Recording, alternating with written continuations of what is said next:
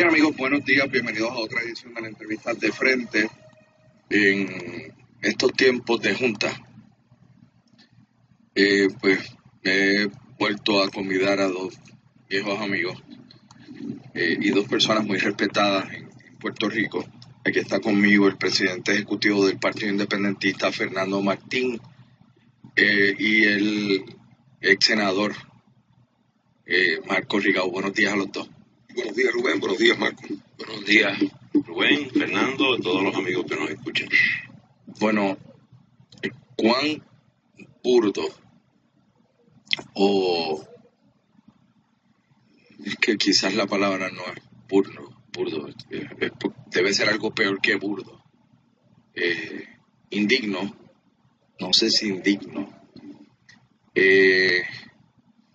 O sea, ¿en qué predicamento se coloca el puertorriqueño ante lo que se dilucida para convertirse en una junta de control? Con el permiso de Fernando. Tengo el micrófono de Marco abierto, ¿verdad? Sí. Okay. Yo tengo sentimientos encontrados. O sea, sentimientos encontrados. Por un lado, que el Congreso de Estados Unidos esté considerando una ley que dejaría sin efecto la Constitución de Puerto Rico en muchos aspectos, que derogaría leyes de Puerto Rico, que haría el poco poder político que tiene el gobierno de Puerto Rico inoficioso, y que no inviten al gobernador de Puerto Rico a escuchar a que dé su opinión, o sea, a nadie del gobierno de Puerto Rico.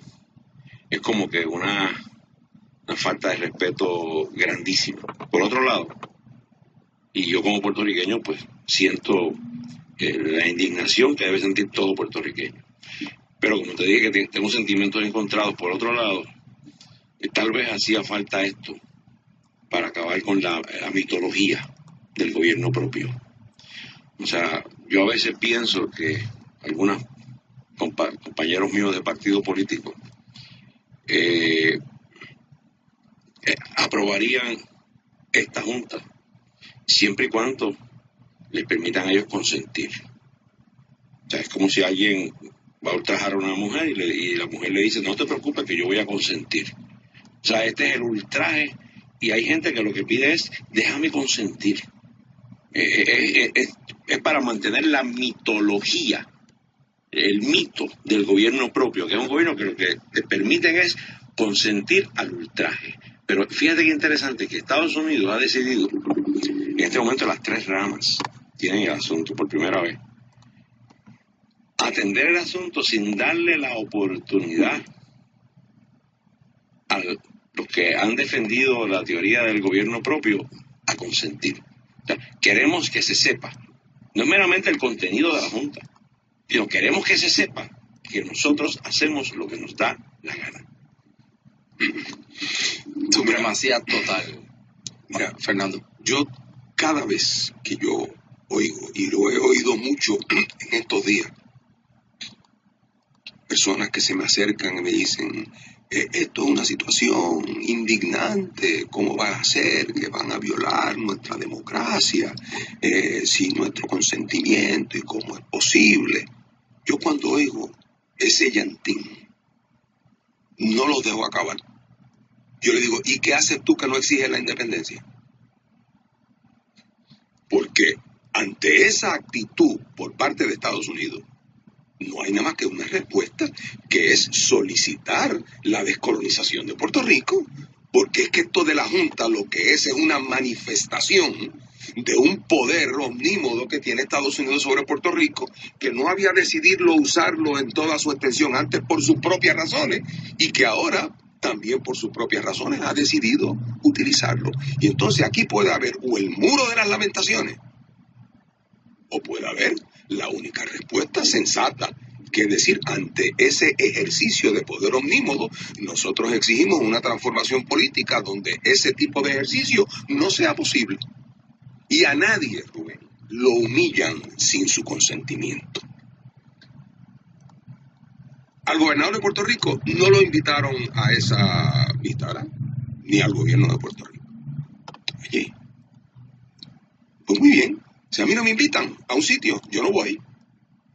Pero oiga, usted veía en la televisión ayer allí sentados en primera fila, como perritos en un escaparate al Bernier esperando a ver si alguien lo adoptaba.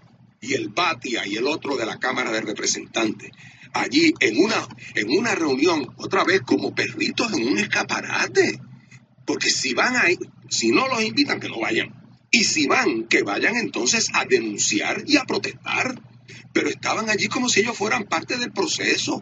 Ellos se consideran cabilderos. Ellos hablan con unos, ellos hablan con otros. Ninguno en principio rechaza, ni protesta, ni denuncia. Todos dicen que hay que mejorar la legislación para que sea así, para que sea asado, para que en vez de un capítulo 9 sea un capítulo 9.5, para que en vez de la moratoria ser de pleito ser por 6 meses, sea por 8. Pero el principio fundamental de lo que está ocurriendo merece una respuesta seria. Y a mi juicio la respuesta seria es política. La respuesta seria es política. Y así que yo espero, ahora digo yo como Marco, siempre hay que buscar, bueno, pues estas situaciones también tienen su lado positivo. Yo no sé, Rubén, si esto es como el caso del alcohólico, que una mañana despierta en una cuneta y dice, Dios mío, ¿cómo yo llegué aquí? Y ese día se da cuenta que no puede seguir viviendo como había venido viviendo hasta entonces. Que tiene que cambiar su vida, que tiene que enderezar. Y esto debe servir de un recordatorio, porque es el Tribunal Supremo, por un lado, en la rama ejecutiva por el otro. Allí en esas vistas donde testificó toda esa gente, nadie mencionó ni por una cortesía, oye, ni por hipocresía, ni por hipocresía. Alguien mencionó, y los que supuestamente están buscando que suavicen el documento para que no sea demasiado humillante para Puerto Rico. El mismo día que está allí este señor Weiss tratando de dorar la píldora, haciendo un ejercicio diplomático último, tratando de dorar la píldora, está el secretario del Tesoro ese mismo día dando una conferencia en el Council on Foreign Relations de Nueva York diciendo cómo los poderes de esa junta tienen que ser los más fuertes posibles. Así es que ahora, la pregunta es, ¿cuál es la respuesta? A nadie la humillan sin su consentimiento. Ya Pierluisi entró, Bernier entró, el gobierno de Puerto Rico entró. Y así es que así no vamos a salir del hoyo.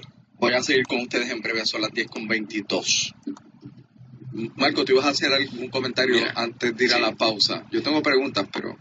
Yo fíjate, una cosa que yo lo tengo que dar, porque este es un issue que soy yo. Cuando Orrin Hatch le pide al gobernador los estados financieros, y por los últimos 3 años Puerto Rico no tiene estado financiero, yo en ese momento yo pensé en lo siguiente: mira, aquí no lo puedes ver por televisión, pero yo te lo pongo.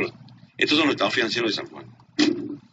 ¿Okay? Todos los años se hacen estados financieros, se le entrega a una firma externa, internacional, que los audita y dice todo esto está correcto. Bien, y el estado financiero de cada año fiscal, al terminar el año fiscal, se le entrega a una firma extranjera que los audita. O sea, si San Juan lo puede hacer año tras año, aquí están, los tienes delante de ti, los puedes ver. ¿Por qué Puerto Rico no? ¿Cómo tú vas a pedir reestructurar tu finanza? ¿Quién puede ir a un banco a pedir la reestructuración de una línea de crédito, de una finanza, de una corporación, si no lleva sus números, su estado de situación? Nadie. Entonces, ¿cómo pretenden que Estados Unidos, el Congreso de Estados Unidos, que es la junta permanente, o sea, esta junta que van a crear es una junta transitoria, porque Puerto Rico ha tenido una junta de supervisión fiscal, política, permanente desde el 1898, que se llama el Congreso de los Estados Unidos. O sea, esa es la Junta de Control Permanente, no fiscal nada más, fiscal, política, económica. Entonces, ¿cómo esta Junta que supervisa a Puerto Rico por la cláusula territorial va a refinanciar, va a reestructurar nada si Puerto Rico no le lleva sus estados y todavía no se los ha entregado?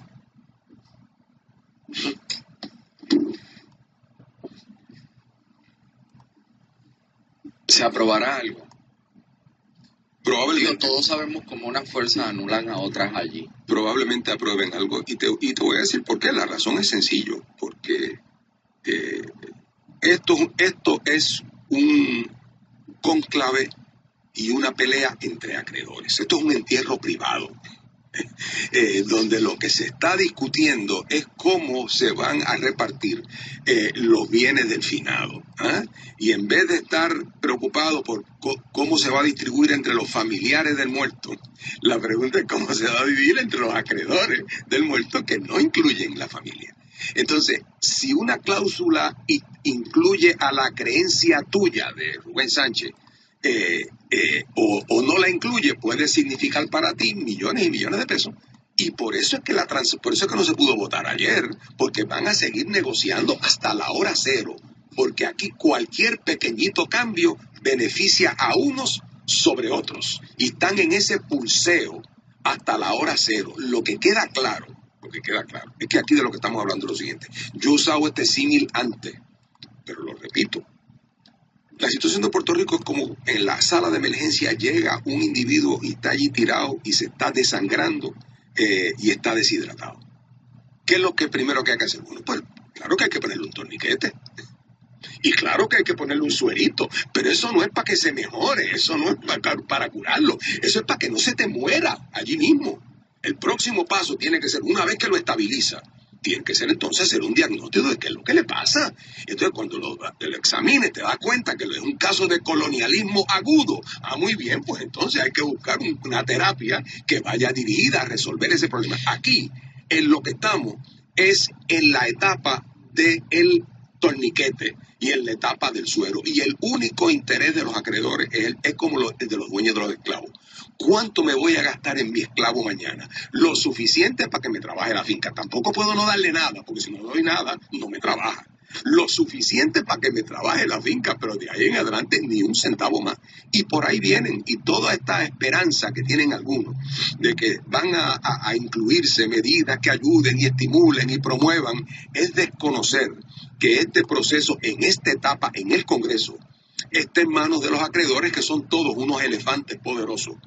¿Quién en Estados Unidos tiene capacidad para llamar, como han hecho en este último semestre en tantas ocasiones, y llamar a Orrin Hatch y decirle, oye Orrin, hazte una visita allí en tu comité y te subieron las siguientes cosas? ¿Quién puede hacer eso? Y lo mismo en el comité de lo judicial y lo mismo en el comité de la Cámara. Pues estos grandes mogules que son los acreedores. Y entonces el gobierno de Puerto Rico, que lo que debió haber hecho frente a esa ofensiva es politizar el tema, politizarlo, porque el torniquete y el suero tienen que ser parte de un proceso de rehabilitación, diagnóstico y tratamiento del paciente, no meramente un tema de sobrevivencia. Y así que algo aprobarán, porque los acreedores tienen interés en que el paciente no se muera, porque si el paciente no se muera, entonces no cobran nada. Pero fuera de lo mínimo, nada. Yo tengo los siguientes comentarios. En primer lugar, cada legislador allí representa a alguien que le ha levantado fondos para su campaña, en el mejor de los casos. En el peor de los casos, pues, por otras razones. Algún cabildero controla a cada legislador allí que defiende un interés, como acaba de decir Fernando. Número 2. Aquí, los fondos buitres, el gobierno de Puerto Rico tiene que diseñar una estrategia para sentarlos en la mesa de negociación. No lo han diseñado. Yo enmendaría la Constitución de Puerto Rico, sacaría de la Constitución la cláusula esa ignominiosa que obliga a pagar los bonos antes que a los médicos y las escuelas. Le pediría al pueblo un referéndum sobre eso y le pediría un referéndum tipo Grecia, de que el pueblo decida si se pagan primero las escuelas y los maestros y los médicos.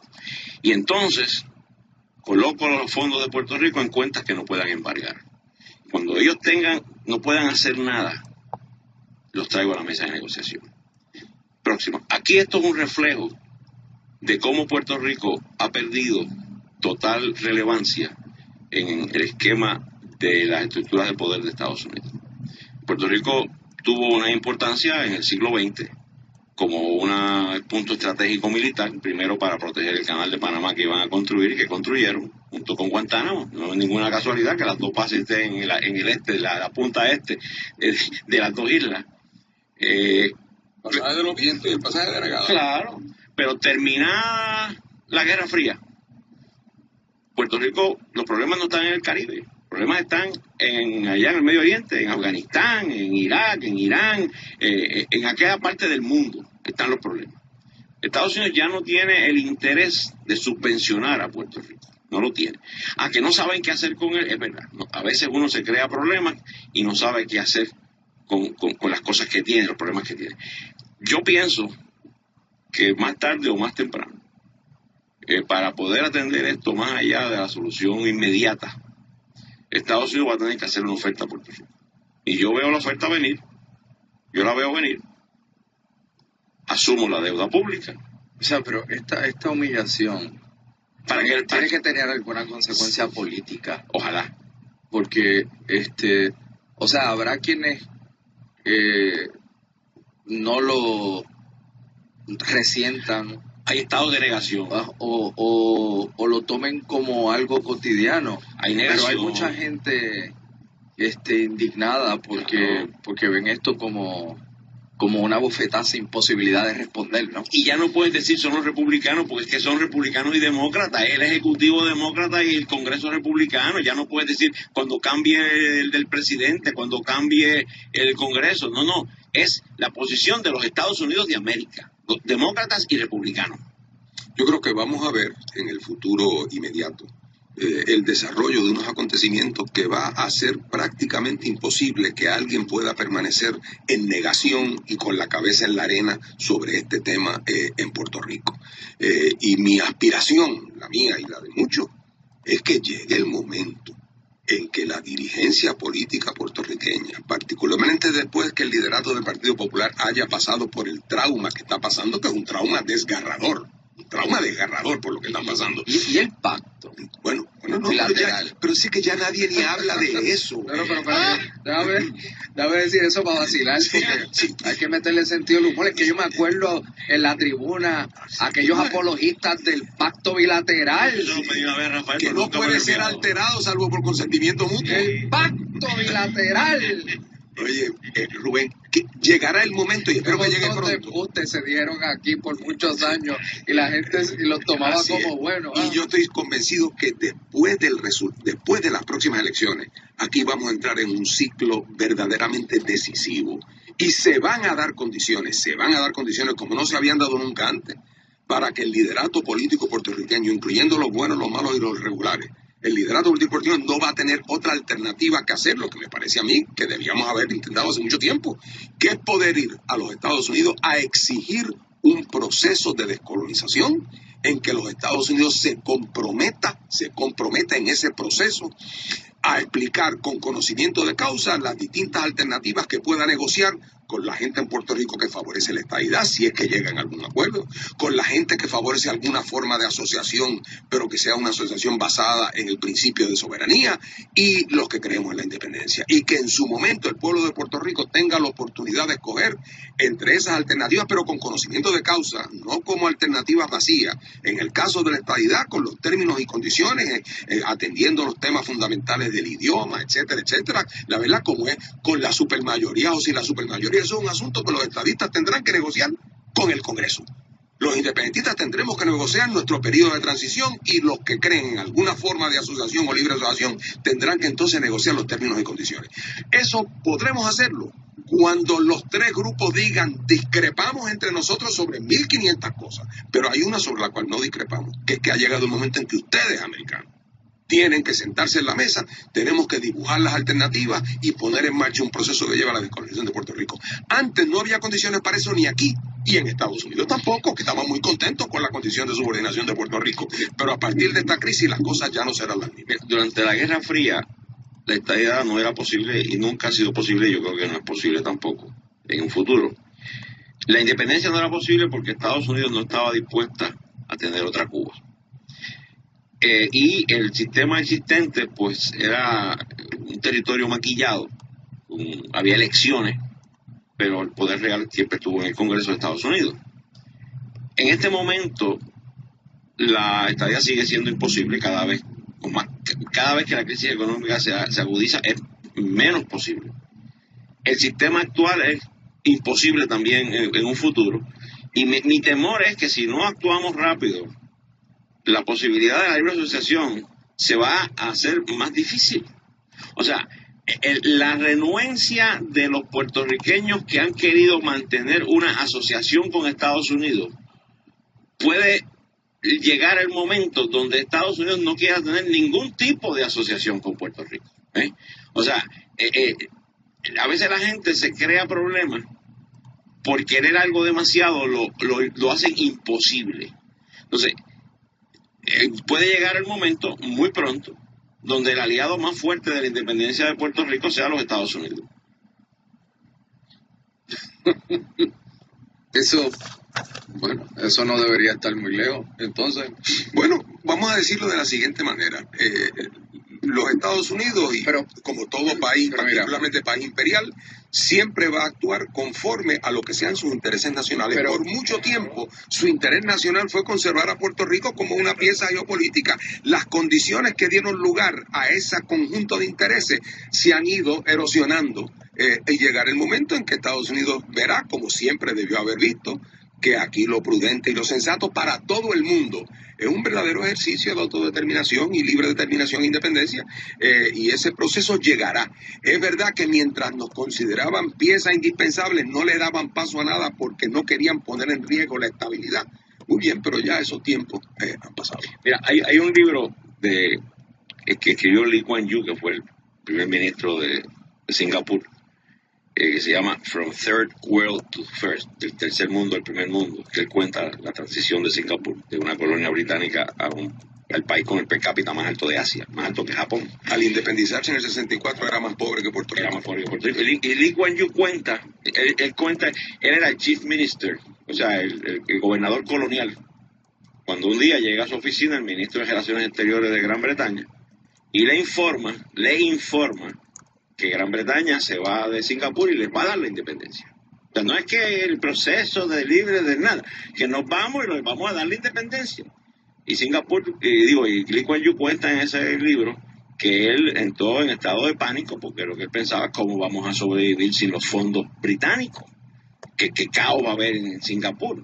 Entonces cuenta todo el proceso que él tuvo que bregar con su gente para hacer la transición hacia la independencia, que le ha permitido a Singapur ser el país, vuelvo y repito, con el per cápita más alto de Asia, siendo una isla mucho más pequeña que Puerto Rico, con el doble de la población y sin recursos naturales, pero es un punto estratégico como Puerto Rico y es el centro de servicios múltiples de toda Asia.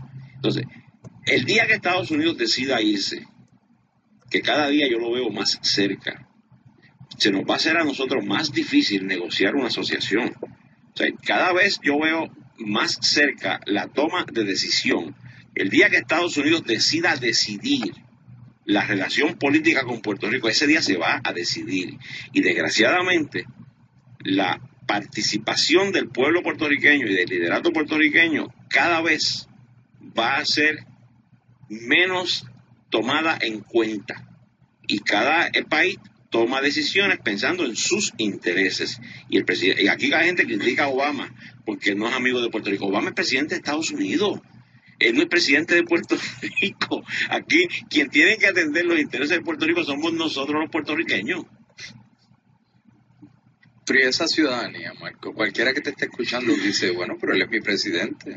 No, la ciudadanía es un asunto legal. Yo conozco gente con 5 ciudadanías. O sea, no hay ningún inconveniente en entender cuántos dominicanos tú no conoces que son ciudadanos dominicanos y ciudadanos americanos. ¿Y cuántos mexicanos no hay que son ciudadanos mexicanos y ciudadanos de Estados Unidos? La ciudadanía es un asunto legal. Es como tener Visa y Mastercard. Como tener 2 tarjetas de crédito distintas. Eso no son impedimentos de nada. Eso no es impedimento de nada. Y si protestas mucho, entonces dices, si no la quieres, pues no te la doy. La ciudadanía es un tema que en algún sentido se va a resolver solo. Claro. ¿Por qué? Porque Estados Unidos tendrá que llegar a un acuerdo con Puerto Rico que sea consistente con los intereses de ambas partes. Ya la gente es ciudadana. Pues Estados Unidos vive 4 millones de puertorriqueños, de gente que va y viene. Pues, ¿cómo se llame el arreglo final? Libre tránsito, doble ciudadanía, ciudadanía recíproca. Habrá un grupo de abogados que se inventarán 17 posibles fórmulas que atiendan los intereses legítimos de todas las partes. Estados Unidos lo que tiene que hacer es minimizar sus daños. Minimizar sus daños, y hay uno de los precios que van a tener ellos que pagar, es que van a tener que hacer unas concesiones que en otras circunstancias hubieran preferido no tener que hacer, porque después de todo ellos construyeron este sistema, y ahora serán responsables por desenredarlo. Al comienzo del programa les pregunté que si ustedes creían que se iba a aprobar algo.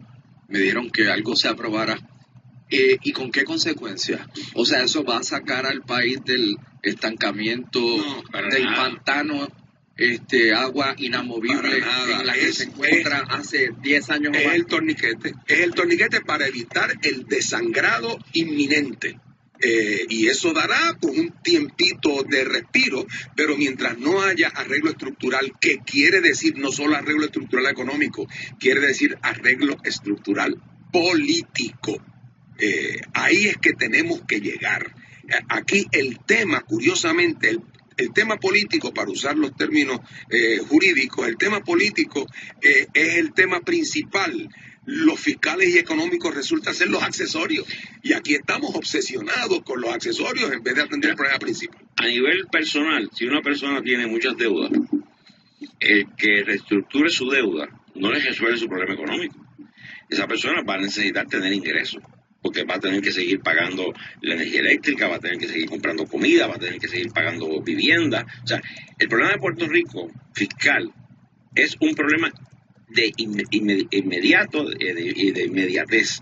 El problema de Puerto Rico real es que la economía se encogió, que cada vez Puerto Rico ha perdido su per cápita, cada vez la economía es más pequeña, porque Puerto Rico no tiene un motor económico como lo tuvo cuando la manufactura aquí, en los años dorados de la manufactura, por los beneficios contributivos que el gobierno americano le concedió a las subsidiarias de las empresas americanas.